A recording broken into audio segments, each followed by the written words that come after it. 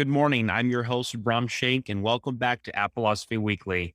We're joined by a very special guest today, Mr. Ralph Theodori. He's the design director over at Vectornator. He's going to join us to unwrap the tech of today, and that includes a deep look at Apple's new child protection tech, iPhone 13 news, and more. Ralph, how's it going? Going pretty well. Some heavy topics we have today. Yes, controversial topics, but hopefully we can get to the bottom of how the technology works, and then people can make informed opinions about what's going on with Apple's new child safety protections that they've put in place. I want to start off That's with true. Vectornator and Yeah, what's new on that front. Tell us about what's new at Vectornator. a lot of things happening in our company right now. We're expanding. We are growing, and we just moved our company to Berlin, and our team has grown to almost. We're going to grow to almost 55 to 60 members by end of this year. So we have a lot of openings. So if you guys want to check out, like, if you guys are interested in graphic design, passionate about vector graphics or shaping the future of that, you definitely should try joining us or check out like the career section in our webpage. But other than that, we're preparing for some cool software updates coming at the Vectornator. We are looking at September. iOS 15 is coming. A lot of exciting things Yes. coming to. Yeah, I don't want to reveal a lot of things, but we have some cool, exciting updates coming. Like the layer tab is getting redesigned. Some new functions are coming. Something that has to do with the cloud also coming for us. The secret of showmanship is secrecy, right? Yeah, And yeah. You that's gotta true. generate hype, and it's hard to generate hype with all the leaks. Thank God, Vectornator is a small company. We don't really get our secrets out, but companies big as Apple, you got whole channels leaking stuff. But what do you think about that? There's a report Apple employees are currently fighting against this. There's a report that Apple wants to install webcams in the homes of Apple employees to monitor how much time they're actually spending at their desk. They would have to sign in and sign out of work being their desk. They'd have to sign an agreement that says Apple may accidentally capture private family conversations that may make their way onto Apple servers. What do you think about that? For secrecy's sake, if something was a very like secretive topic, I would understand. But when it comes to monitoring the employee, I don't think that's good for the well-being of the employee. I think if you're working from home, you should be trusted. It should be driven by the results what you're doing. I don't if someone wants to go leave and do some laundry and come back, I don't want Yes. Apple to go and say no or something like that. And that's the thing is Apple's been having issues with the amount of leaks that have been escaping the company since everything went virtual. It's a serious problem, and you have to wonder how are they going to mitigate that if people are still working from home for the foreseeable future, at least until the end of September, according to Tim Cook. One has to realize we're living in this modern age, this digital age of getting our work done. For us, it's normal. This is the way we've done it pretty much forever. But for many people, they're having to adjust, and the adjustment period is leveling off. And now we have to ask serious questions about how do we implement these things long term.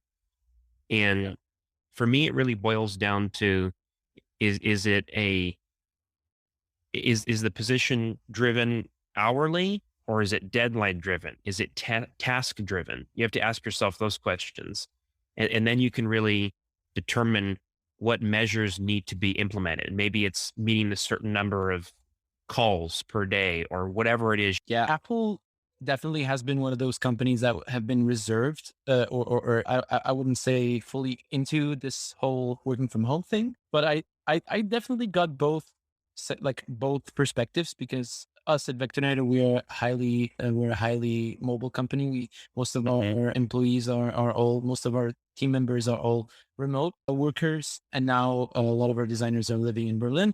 Um, but I've had a sense of both remote work and working at the office. And there's some things that you just can't replicate when you're at home. I think that there are moments of great, I would say, ideas and great collaboration that can be sparked only when you're in the same room as anyone else. We worked on so many cool updates at Vectornator, so many features and so many cool things came up Mhm. just because of the reason we were all together in one room arguing or talking over lunch and coming up with crazy things. When you're at home, I don't think you could come up with that same energy, that same enthusiasm. But I The definitely the, agree. the camaraderie aspect of it. Yeah. But then there's a lot of cool things that you can also do at home. There's so many things that you really don't need to commute to work. I want to break it down and then we'll get into sort of knee jerk reactions. So it boils down to three things. Apple's expanding guidance for Siri and Spotlight search across all devices. This provides additional resources to help children and parents stay safe online and get help with unsafe situations. So, for example, a user who asks Siri how they can report CSAM, that's child sexual abuse material, will be pointed to resources for where and how to file a report. Additionally, if there is someone seeking this material, they are searching for CSAM, they will be directed to organizations that can provide them with mental health help on that front. So that begins with Siri and Spotlight. There's also some optional communication safety features in Messages, in the Messages app on the iPhone. And this is particularly for children. So when you configure a family on iCloud, you can set this up for a child. So it uses on-device machine learning to analyze images that are sent back and forth on iMessage. And if a photo is determined to be sexually explicit, the photo will automatically be blurred. I don't think only sexually explicit. I think it should also match the database of the missing children database. Yeah, Apple is just saying sexually explicit at the moment. That's their wording that they're going with. But I would imagine, I don't know how it plays into the hashing and stuff, and we'll get into that. It's funny because you have journalists who are not AI engineers trying to wrap their heads around this and help the layperson understand what is going on here. And it can be challenging. And there has been quite a lot of backlash about it. I must say, I understand why so many people, let's say, have so much opposition Because it feels towards like this feature. surveillance. It does, but also in a company, let's say, in a world ravaged by companies like Facebook and Google completely violating your privacy, Apple is one of those only companies that are privacy oriented, or at least still take privacy seriously. And when you have a company like that roll out something that has to do with universal scanning or scanning of your Mhm. photos, no matter what, no matter how safely you build that system, the word scanning your photos is already a red alert for so many people. Yeah, and I think what you're referring to is the quote unquote photo scanning. So if you have your iCloud photo library turned on, Apple will be able to detect known CSAM, child sexual abuse material images stored in your iCloud photos. Now, the detection happens on device. So that sort of plays into, Yeah. as you were saying, this is such a huge pillar of Apple's brand, the whole what happens on your iPhone stays on your iPhone. They believe this privacy used to mean, as Steve Jobs used to say, we're asking people repeatedly, do you want to turn this feature on? Do you want us to know your notification or your location? And now it's morphed into deferential privacy and how much we can keep on device. And so they really evolved their very own idea of what privacy means on a consumer device. I, And I I don't- think it's really important to break down the technology. I still don't think it's a huge departure from their own philosophy or privacy Mhm. philosophy. I think this is still in line of what they do. And I think if anyone would have ever built a system that has to deal with like what was the name of this CSAM, The CSAM. CSAM imagery, I think that is the correct way to do it. Like the way Apple engineered it, I would say one of the highest security and privacy standards you get it out of a universal scanner for devices. It's on device, as you said. It's built like a black box, like an airplane black box. It's very airtight. It's very thought through. The only thing I have against it is the manual review And system we're going to that break down after how that works too. exactly after it matches. Oh, you could go ahead and explain it a bit more and we can discuss it later. And some people have come forward with knee jerk reactions to this. One of them being Edward Snowden. He's huge on data privacy, that whole movement. He was a whistleblower. Um, he says, quote, no matter how well intentioned, Apple is rolling out mass surveillance to the entire world with this.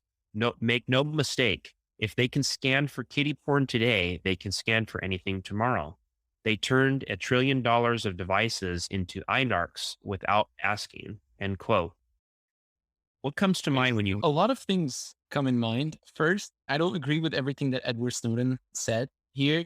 Again, the biggest concern is for Apple to use the same technology for other use cases. And Mhm. for now, we are discussing child sexual abuse, which is a noble use case, which is a very specific thing that Apple decided to launch this feature for.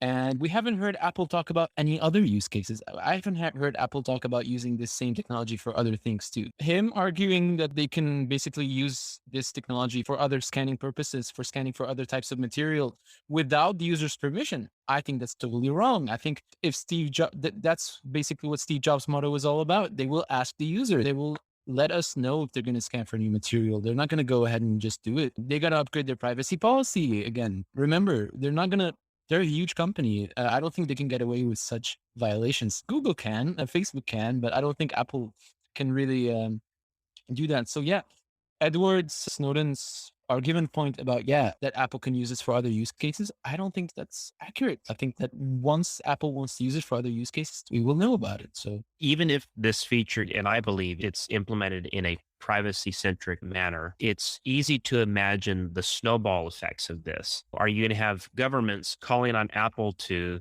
look for things like terrorist activity? It's easy to wonder the subsequent impact of this feature being implemented. What can and will it be applied to in the future? Apple has responded to these concerns and they've said, we're firm on this. The answer will be no. And we're going to continue to say no, just as we always have to independent governments and things like that, as far as monitoring people.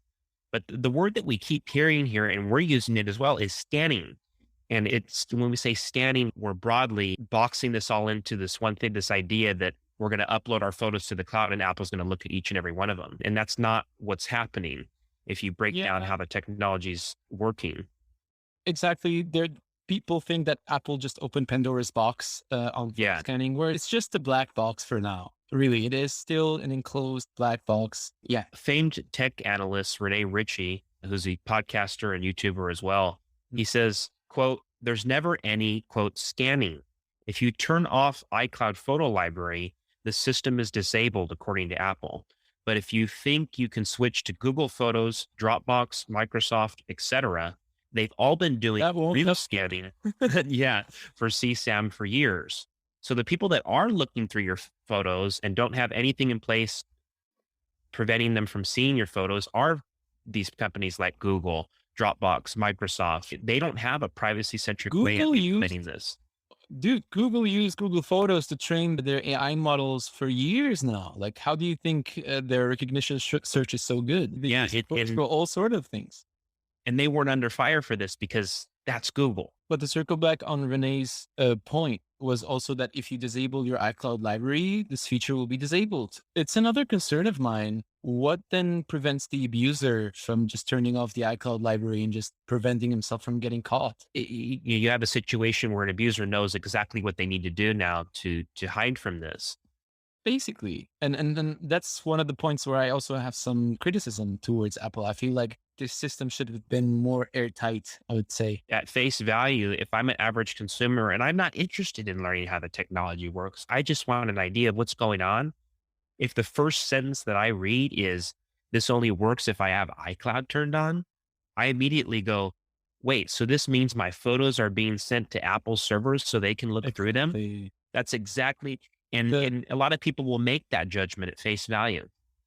I totally agree. I think like the way they mixed up the word like iCloud photo library with Yes. on-device scanning did not really match. Like does not really match the narrative that Apple's trying to sell. And I think that that should have been off topic. And Nilay Patel over at The Verge, he oftentimes we disagree on Twitter on a lot of things, but he makes a very important point, and I totally support him 1,000% on this. He says Apple should look inward at this and realize, number one, we should have expected a certain amount of backlash, and number two, if we had to issue a FAQ, a frequently asked questions on this, just a few days after the announcement, we probably didn't do a good enough job explaining what we're actually doing. Yeah. And here's the thing. Let's break down how it works. Let's unwrap this. So as you mentioned, it only works if iCloud photo sharing is turned on. The scan happens on the device in order to prevent Apple from seeing the photo in question. Even if there is a match, Apple employees never see the photo that matched.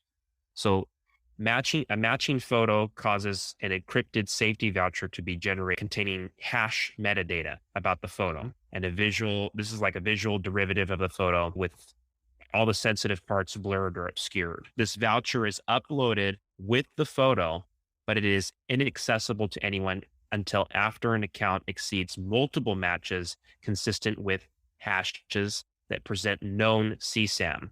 So only then are Apple employees able to see the voucher contents, the Uh-huh. hash of the original photo, not the original photo.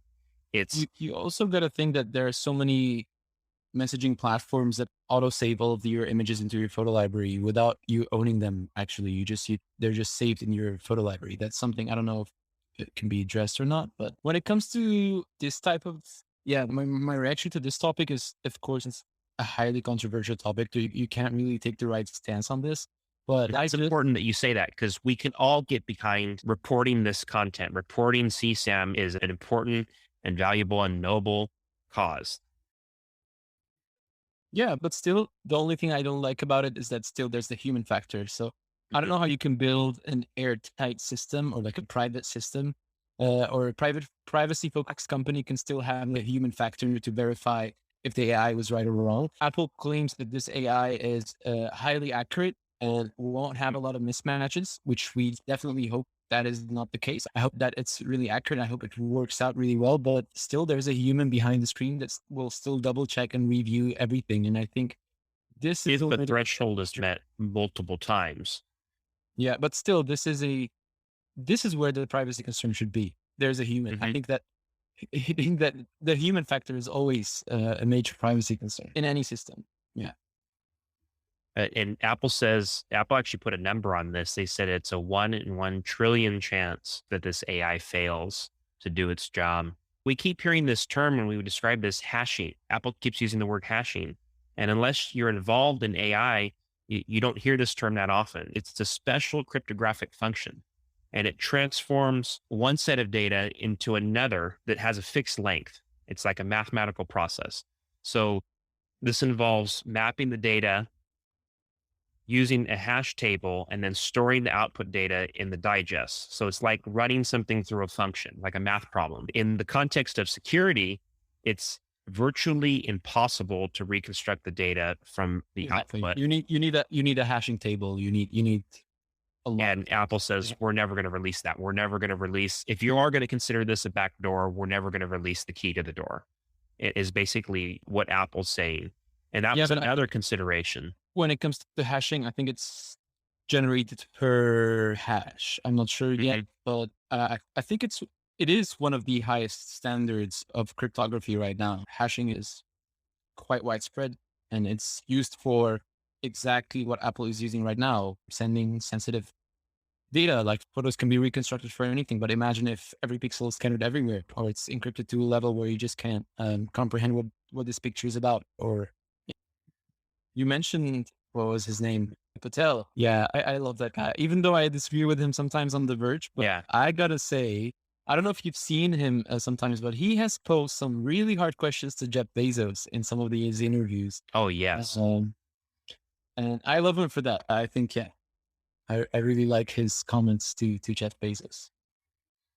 Yes, I agree. We spoke with David Pogue about that. He's reading the new book on what's actually going on at Amazon. And this is where I want to clear up what's actually going on here. A lot of people think, oh my God, as soon as I update my phone to iOS 15, Apple's going to put kiddie porn, abuse porn on my device. This is a cryptographic representation of those images that cannot be decoded. You can't Yeah, and backwards again, engineer this this. is a feature. Again, yeah, this is a feature where the majority of people won't be affected. Yes. This is made for a noble cause. This is made directly to catch abusers and to really help accelerate that process. And I think that they definitely made the right decision. I don't know when it comes to the process they built, if it's the securest thing possible, the securest thing ever, but I think time will tell. Yeah. And that's the thing is we have to be as consumers, we have to be vocal about this and say we're going to stand firm on we don't want this to be expanded to monitor things that don't need to be monitored. It's understandable that everyone has concerns about the different, like this technology being used for other use cases, but that is not the case right now. And again, that's the current feature right now won't really affect you or Yeah. anyone else around you as long as you guys are or normal people. It's comparing to the CSAM model that the government provides, which was another concern from others that other governments would, let's say, play around and give you some other models to scan in and they can scan anything else. But as Yeah. long as it's App- CSAM data set, as long as that's the model that we're scanning across, I think that's so totally safe. and Apple's remained firm on the idea of limit the amount of explicit content on their stores on iTunes through the App Store. When the App Store came out, Steve Jobs famously said there will be no explicit or otherwise pornographic material on my App Store. This is not happening. I remember there was some controversy just a couple of years ago with iOS 12. It had that new on-device AI processing feature where you could search in photos. You say dog, and it would show all the pictures of your Yeah. dog. You could search in the Photos app.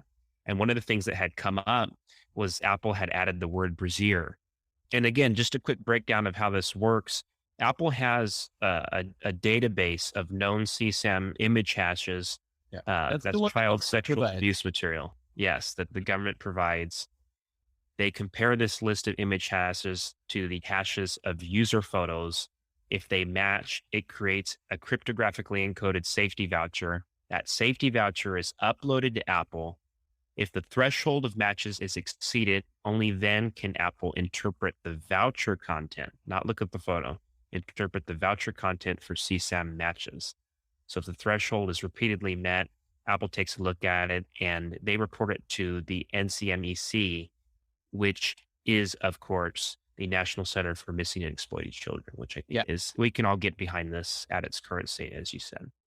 Yeah. I don't know if there's any closing remarks on this topic. We definitely talked about like the human factor being weak, Mhm. Apple not expanding this to other use cases. But I think that there has been a lot of controversy on this topic. It's been trending on Twitter for quite a few days, and almost every YouTuber, everyone in the tech industry has commented on this, including Edward Snowden, for Yeah. God's sake. But I would like to say that why didn't everyone voice the same concerns when Pegasus software was out? Why Yes. was a spyware that was not even controlled by Apple, ultra dangerous, can spread across a single iMessage to everyone, which could literally monitor you for everything, was didn't have as malicious controversy at all. It was like, oh, there's a spyware that governments were using, and it was like, okay, And of course, when it's Apple, there's always controversy no matter what they do. And I think what's going on here is a lot of people aren't reading between the lines. And if you take things at face value, it looks like Apple is going back on their promises, which their main part of their brand, which is privacy. Let's put things all on device so that people can have their privacy. I remember Tim Cook back with the terrorist incident where they wouldn't unlock the iPhone with Syed Farouk. Tim Cook blatantly stated, we don't want to build a backdoor. And even if we did, we wouldn't want to give up the key because whenever there is a key, one way or another, the bad guys are going to find it. And when I think about this new technology, it is a backdoor and there is a function, a hash that yeah, makes all this happen. Who's to say that a disgruntled Apple employee doesn't leak this function the way that this process is happening on device? I Who's to say? reviewer. I don't think the reviewer would have access to the technology or how it works. He would just review things. And that's the thing. But it's still a privacy concern. Again, yeah, I'm not a fan of humans being involved in any process Yeah. like that, but still, it's a way to reassure that the platform is working, and it's a way to make sure that this once in a trillion times when the AI fails, that we can adjust it and we can correct it, and you don't end up people getting falsely accused or falsely reported. It's really Mhm. But I think the concern here, and we comment on this stuff not being AI engineers, so it's hard for us to understand the scope of what's going to. I mean, is that even possible for an Apple employee to share the function with someone that may not have the best intentions, I or could does only the get you computer know? And I can find you an AI engineer. We have some really cool guys at Vectornator working on some AI applications in our app. I'd love to have some of them on and dive deep into how this technology really works. Because as much reading as I've done, at the end of the day, I'm not an AI engineer. I'm a tech journalist. I'm a tech Same for analyst. me. I love to learn though. And that's the important thing is that we educate people out there so they can make educated opinions, educated commentary on what's actually going Speaking on. of They need to be it, informed. speaking of keeping everyone educated, please, right now you're most probably on an iOS version that is infected with Pegasus, and Mhm. there's a chance that you might have that spyware. So might as well check. There are a couple sources where you can actually check if your device has that spyware or not. One of them is the app iMazing, which is like an Mhm. iTunes alternative on the Mac. You can just plug your iPhone and it will just tell you that if it has a spyware or not. But yeah, I think it's good I to know. love iMazing. iMazing is a great app. I hope they Me sponsor too. us. Me too. I think they have some really cool functions on the device. You can do a lot with your iPhones. You can extract also apps and stuff. Yes, in the early days of M1, late last year, I was using it to Oh, so extract get me the app started. files and run them And on just double click to M1 Mac. install them. Yeah, Yeah, I just hate that they removed that from later I know. versions. It's just so sad that they stopped side loading on But the apps that I kept on there still work. I same know they're for not me. supposed to. So, Same for me. so Uh, as long as I nothing have my crazy YouTube happens app. in Monterey, I have my YouTube apps and Netflix and all of these installed from the first version, and they're still running. please sponsor us, iMazing. We love you. Nice. Moving forward, we have some iPhone 13 news. And before we even get into the supposed specs of this new phone, get this, Ralph. 44% of existing iPhone users are already planning to upgrade to the iPhone 13. That's almost half of the current base.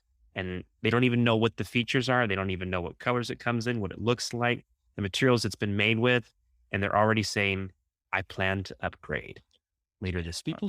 People are coming from a 2 year or 3 year upgrade cycle. And if you think about it, back then, 2 years ago, I think the iPhone 11 and 11 Mhm. Pro were launched. And then back then the 10 and the 10S and the 10R were also there. And I think from the 10R or coming from 11, I think it's a huge upgrade. You got a lot of people trying AMOLED or OLED for the first time. So it's pretty Well, cool. it's interesting because we keep hearing that the vernacular in journalism. Oh, this is a super cycle. The iPhone 12 was a super cycle. The iPhone 11 was a super Uh-huh. cycle, and it's like, what is the true super cycle? Do most people wait 2 to 3 years or 5 years?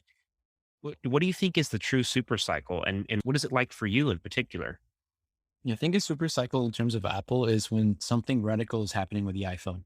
I think like not every year is a super cycle, of course, because Hmm. some years there were some minor upgrades. Just I can also, but Apple has played that game quite well. I think they played every non super cycle year very tempting. I could give you an example when iPhone 10 launched and they Hmm. needed to launch something else the next year, they saved up the max for the next year. So they launched the max size, which generated a lot of hype and it's a new product category for them. So that was pretty great. But for example, the 10S here, that was a very minor year. If they didn't launch like the max, that was probably going to be a very tiny year for sales for them. But yeah, a super cycle is something radical that is coming. And of course, and the iPhone 12 would definitely be a super cycle because New it's a design. full complete redesign. Yeah, as you said. The iPhone 12 design it was always very nostalgic to me because it reminded me of Mhm. the iPhone 4, obviously, the iPhone 4 and 4S.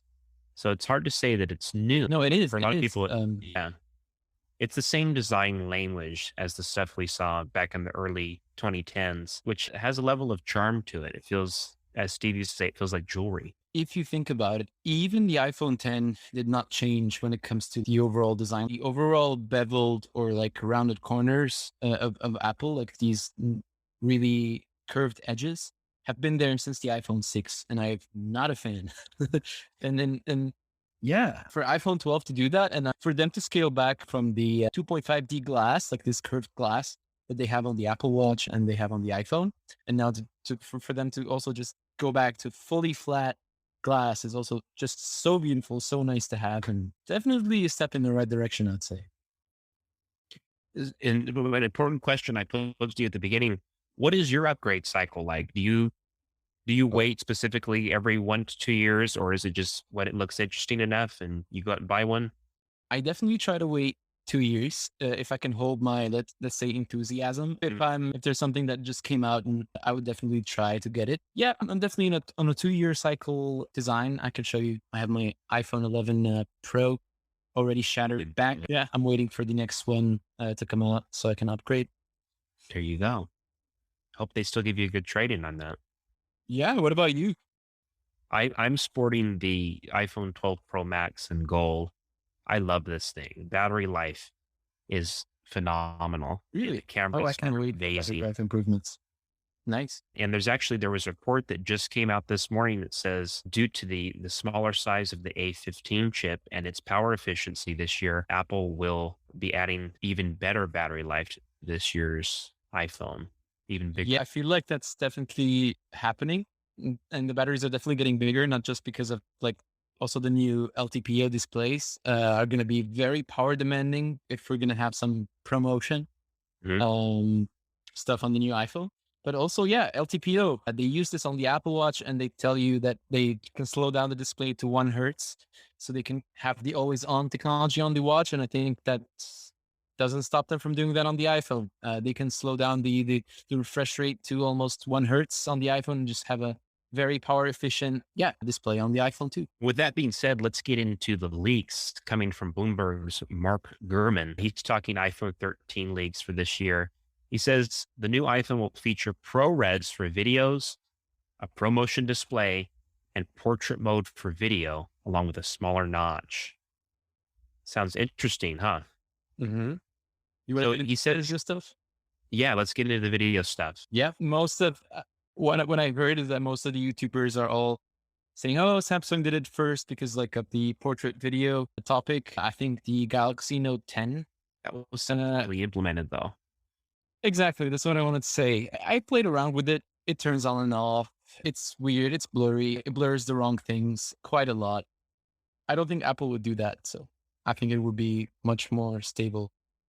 Usually, Apple waits until they have things working as intended and reliably Yeah. before Also they push out remember, a feature. Yeah. Apple has been ahead in video for the last at least 4 to 5 years. There is no Android phone Yes. right now that can match what the iPhone can do. And the last thing And that those they are just actually, facts. yeah, also, yeah, HDR recording, like the new HDR level video recording was like the final blow to Google. They, Yes. yeah, I think video playback on your new 12 Pro Max is magical. Like when you open up a HDR video. Yes, with Dolby Vision, it's Mhm. tremendous, especially in low light. Apple is dubbing this new portrait video feature that will debut on the new iPhone 13. They're dubbing it cinematic video internally, and it'll use the iPhone's depth sensor along with the LiDAR sensor to create the effect, and it will allow users to change the amount of blur after recording, similar to just a bokeh photo. Is that how you say it? Okay. Bokeh? Okay? Yeah, bokeh. Yeah. Bokeh. Yeah. I'm I don't know. Italian, so I just go to bokeh. I think when it comes to that, we're just going to expect a lot of new TikToks and Instagram stories with a lot of blur, with a lot of, A lot of blur bokeh. in the background. Yeah. So along with portrait mode video, Apple is, as you said, bringing ProRes for videos to the iPhone. And this allows users to record video in a higher quality format. It's also very friendly for Final Cut. Please add that to the iPad, Apple. Thank you. Hmm. In addition, according to Mark Gurman, people will be able to apply effects to specific objects in their photos. So making certain objects warmer or cooler, or keeping whites more neutral in a photo. So it can create a deeper look by simulating shadows, contrasts, and they're even planning a more balanced style for showing true to life colors with a quote unquote brighter appearance. Oh, that means that A15 processor is up to the challenge. Well, and it also means that the photos I'm taking are true to life, Ralph. They look better than what was actually there, which to me feels very Google. Let's just oversaturate everything. yeah, oversaturated and oversharpen everything. I don't know if Yeah. you've owned a Pixel before, So, but yeah. yeah. So Apple's always been very good about capturing a relatively true to life photo. So I hope they make these actions optional. Or I guess if you want just the naked photo, you can shoot in Pro RAW as you can already on the iPhone 12. But as we start adding these pro camera functionalities to consumer products, I know they're called Pro, but as we stated in last week's Yeah. episode, many people are buying the Pro or the Pro Max iPhones just because they want the best iPhone money can buy, not because they're a professional They're or professional highly invested, photographers. Mhm. yeah, or highly invested in photography. So how do you explain these features to the average user? If I want a true life photo, is it easy to understand? Oh, I just switched to Pro RAW. Apple, out of all companies, know how to how to explain these things very intuitively. Hmm. Like the way they built the camera app is very intuitive. The way they built, Hmm. let's say, the portrait mode thing, allowing everyone to also do post editing, like it really doesn't care. It's really, let's say, very user friendly in the way it's designed. Yeah, if they keep doing that, I think there's no, let's say, it's not really hard to explain to everyone. Maybe it should take off a bit more, like what it should take off a bit more than slow fees. I don't think slow fees took off. I know. I was hoping that trend would go somewhere.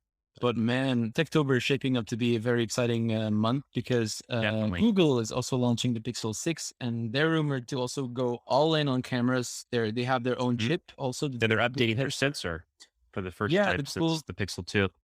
Yes, you won't imagine that their camera got better and better while keeping the same sensor. It was only Mhm. computational photography, which is interesting. It's Um, phenomenal. Yeah.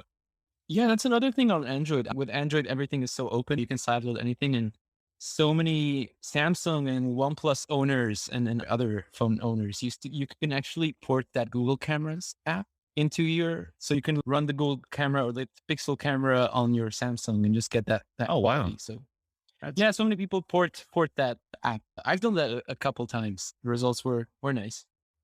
I couldn't imagine having so many choices. I'd be overwhelmed.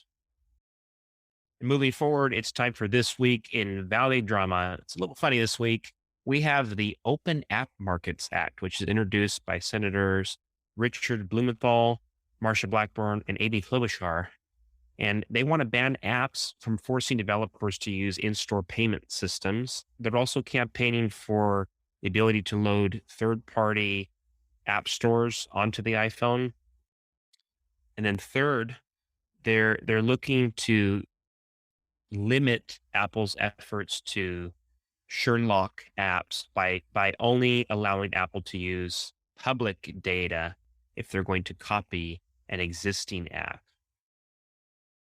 What do you think about that? It's a very interesting bill. When it comes to law, I don't know where it will go. Basically, Apple will have to comply eventually if they make a decision on this. But from my side, I'm very pro sideloading because of some very specific reasons. Actually, I'm from Syria. I don't know if you know about the bans on Syria and Iran. We have this Explain it famous so error. the listeners Yeah, can so we understand. have a lot of sanctions from the US that ban a lot of imported goods and exported goods from Mhm. Syria, which is, we got used to this for the last 20, 30 years. But Apple did that since the origin of the iPhone. So like we have this famous error called error 1009, App Store is not Oh, available, which means that the App Store in Syria and Iran basically just don't work. They're basically obsolete. If you try to install any app, they just won't work. You need a VPN in order to install any app on your iPhone. That's why a lot of people back home really end up using Android because of how hard it is to use an iPhone there. And wow. that's why I I remember, didn't yeah, know that. yeah, that's why jailbreaking was quite popular in my country, but also sideloading. Sideloading was one of the only ways you could actually get apps running on your iPhone because just other people just can't. But that's not the point, of course. It's only specific to these countries. That's a niche case, right? On a grand scale, I guess you can't. Can you still call that niche? Yeah, my other justification is there is currently ways to sideload apps Yes. on the iPhone. There are, like, you can't say, oh no, like we're gonna have to wait for the bill to enable it or anything. No, you can install third-party app stores on the App Store, but through installing a profile, Yes. like a enterprise profile on your iPhone that Yeah. enables basically installing all these custom apps. But you don't know how violating that profile is in terms of privacy. Like Hmm. this profile might monitor you for so many things that you don't know. It's a very, let's dangerous topic. That's why you have these third-party app stores coming, Chinese third-party app stores, installing profiles on your device, monitoring a lot of things about your device without you Yes. knowing. But then in return, they're installing apps for you. If Apple manages to enable or to manage to do side loading without these profiles, I would be very happy. I think that, like you said, the importance of side loading, you gave a grand example of that. In Syria, the day-to-day hurdles that someone would face just trying to use an iPhone normally, you need to sideload things or you need to jailbreak in some cases just to benefit from the device. But you also mentioned enterprise activity with profiles and things like that. The side loading aspect is there, but right now, but it's a huge privacy concern because the average user isn't going to look into any It's kind of being used for the agreements or wrong what's being enabled. It's being used for the wrong purpose. These profiles are not meant for third-party app stores to come in and to just install themselves on your iPhone. They're just not meant for that. Yeah, this act will bar companies from punishing developers that offer lower prices on a separate app store or through their own payment systems. I don't know how Apple's Mhm. been punishing existing developers for doing this because all they do is circumvent it and ask you to go online to pay. So I don't understand how Apple's punishing anybody that's going to use an outside service. They're just looking for ways to skip this 30% part. It's a very gray zone, I would say, of like when would Well, and how this does is, Apple? yeah, Yeah, it feeds into the whole thing with Epic Games and Tim Epic and his level of greed and not wanting to give Apple their cut. He wants this whole piece of the pie. And that's a whole discussion for a different day. But it feeds into that because, like you said, it's a greed driven thing. If people, companies like Netflix and Amazon are already circumventing Apple's payment, they say, exactly. if you want to buy a movie or whatever on our platform, you want to purchase content, go purchase it online and then come back to the app and then you can consume it or watch it or whatever you're going to do in our app. So I don't get how Apple's punishing people. The only time they punished anybody was with Epic when they tried to add their payment method directly in the app and they offered So prices that um, undercut Apple's I'm also pay. not against Epic having payments inside the app, but once your app is benefiting from Apple's APIs or Apple's whole Exactly. journey of basically making your app function or sparkle, it Apple is not only providing the iPhone for you, but they're also like constantly improving the app experience, constantly building new APIs for developers to leverage. They built the entire ecosystem to make this app possible.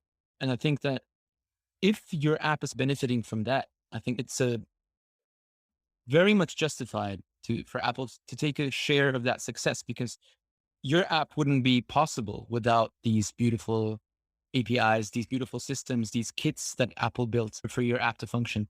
But when it comes to selling a book or selling a CD or Mhm. shopping for, I don't know, a new vinyl record on Amazon, I don't want to get taxed by Apple because the app just simply exists on the Apple Store. I don't think Apple contributed in building that vinyl or the thing I'm buying right now Exactly. or the And movie that was shot. that's where it bleeds into the consumer. And Mhm. I think that's where the distinction needs to be made. I always go back to again, developers are using Apple's tools to make these apps possible. Apple is providing the foundation. The developers come in with their extremely great ideas and implementations of these technologies, but Apple is providing the technologies. And you take a look at where we were before the iPhone. If you were an app developer and you made apps for a smartphone, cellular companies were taking 75 to 80% of your revenue. Mhm.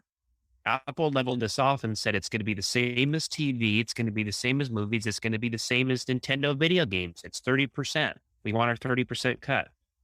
And Vectornator is one of these apps. We use Apple technologies every day in our company. One of these examples, like last month, we implemented a full camera scanner in our app where a lot of artists sketch out an idea and then they start drawing. So we built in this camera scanner. I think you use the camera scanner on your Notes app. So we basically took that API from Apple and just built it directly into our app, which was super cool and easy to do. So that was, for example, a quick example. Shout out to Kai and Leonard from the company and that helped implement this feature. But yeah, it's a major example of how we use technologies to make our apps better. And I love Vectornator. Vectornator is so wonderfully built, and it is because Apple employees have admitted to using it every day. It's been featured in Apple's keynotes. Yeah, it's such a nice feeling to see Vectornator pop into an Apple keynote. It's always so nice. Yeah. Did you do a double take a little bit when that happened? Oh, yeah, it's definitely very surreal when you see it. It's crazy. Most of these the most recent events we've been streaming in the company together. So we have almost everyone live streaming together, and yeah, everyone cheers. Everyone feels. I feel like this big kick of motivation. I feel like I want to go in the next day, just build many more things into Vectornator and get Apple excited too. But yeah, When I saw that, I thought to myself, I bet Ralph is on the edge of his seat right now. That's so cool. definitely. Yeah, not just me. Also, yeah, Vladimir, our founder, is also He was ecstatic. super ecstatic about it, and our That's Slack goes tremendous. wild. Well, with that being said, that's your daily dish of Valley drama for this week. We're going to go ahead and wrap up the show. Ralph, thank you so much for joining us. And do you want to let the people know where they can find you on the World Wide Web? Yeah, you can find me on at R Theodori on Instagram and at Ralph Theodori on Twitter. And yeah, you can go ahead and download Vectornator on your iPhone, iPad, and Mac for free. Try it out. So please give it a try. Yeah. Unleash your design potential. It's Vectornator. Mhm. It's really a joy to use, especially on the iPad. It's so intuitive. Yeah, thanks a lot. A lot of exciting updates are coming. I'm excited, especially now that I have the M1i. And you can find me over on Twitter and Instagram. Same username. It's Brahmshank, all one word, BRAHMSHANK. It's just my name. Really easy to find. Go ahead and give me a shout out. Say hi. I'd love to talk with you guys on the line. Isn't that fun when you can do things on the line, Ralph? Mm-hmm. It's like an exchangeogram. You share photos, but they're on the line. We'll see you guys again very soon. Thank you so much for watching. If you love the video, if you love the podcast, go ahead and subscribe. Give it a great review. If you didn't like it, share it with a friend of yours. They might like it. They might come back and give us a nice review. We'll upvote. Upvote. What is this, Reddit? Thank you guys for watching. We'll see you guys again soon. Bye. Thank you.